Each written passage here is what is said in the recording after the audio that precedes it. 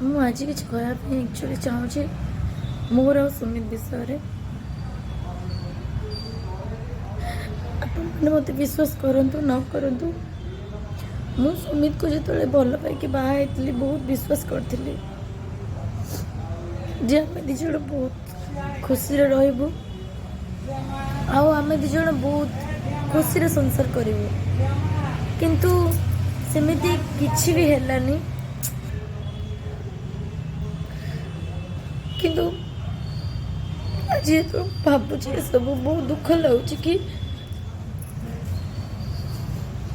ଯାହାକୁ ବିଶ୍ୱାସ କରିକି ବାହା ହେଇକି ହାତ ଧରିଥିଲି ସେ ହିଁ ମୋତେ ବର୍ବାଦ କରିବା ପାଇଁ ଚାହୁଁଛନ୍ତି। କାହାକୁ ମୋ କାନ୍ଦ ଆକ୍ଟିଂ ଲାଗୁଛି ଆଉ କାହାକୁ ମୋ କାନ୍ଦ ସତ ଲାଗୁଛି। କିନ୍ତୁ ମୁଁ ଜାଣିଛି ଆଜ୍ଞା ମୋତେ କେତିକି କଷ୍ଟ ହେଉଛି, ମୁଁ ଜାଣିଛି ମୋତେ କେତିକି ପେନ୍ ହେଉଛି।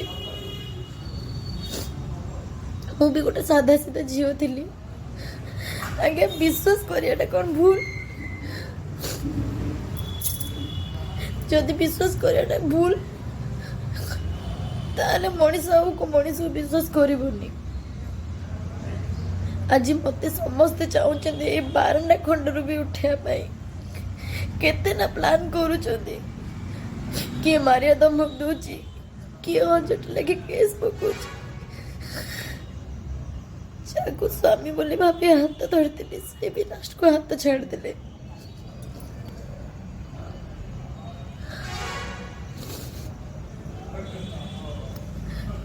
ଆପଣମାନେ ମୋତେ ସାଥ ଦେଉଛନ୍ତି ଯେଉଁମାନେ ବି ବହୁତ ବହୁତ ଧନ୍ୟବାଦ। କିନ୍ତୁ ଭାଇମାନେ ଯେଉଁମାନେ ଆପଣ ମୋତେ ଅପୋଜ କରୁଛନ୍ତି, ଦୟାକରି ଟିକେ ମୋ ବିଷୟ ଭାବନ୍ତୁ। ମୁଁ ସୁମିତକୁ ବହୁତ ଭଲ ପାଏ। ମୁଁ ତାଙ୍କୁ ବର୍ବାଦ କରିବା ପାଇଁ ଚାହେଁନି। ମୁଁ ଚାହୁଁଛି ସୁମିତ ଫେରି ଆସନ୍ତୁ। ଡିମ୍ପଲର କିଛି ବି ନାହିଁ ଦେବା ପାଇଁ ସୁମିତକୁ। କେବଳ ଡିମ୍ପଲ ହିଁ ଅଛି ସୁମିତ ପାଇଁ। ବସ୍ ଏତିକି କହିବି ସୁମିତକୁ, ସୁମିତ ତମେ ଦେଖିଛ ଯୋଉ ଡିମ୍ପଲକୁ, ଆଜି ବି ସେଇ ଡିମ୍ପଲ ହିଁ ତମ ପାଖେ ଠିଆ ହେବାକୁ ଚାହୁଁଛି। ମୁଁ ବଞ୍ଚିଛି, ମୋତେ ନେଇଯାଅ।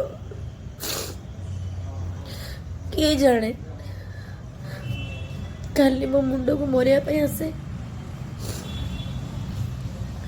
ଆଜ୍ଞା ମୋତେ ବହୁତ କଷ୍ଟ ହେଇଛି।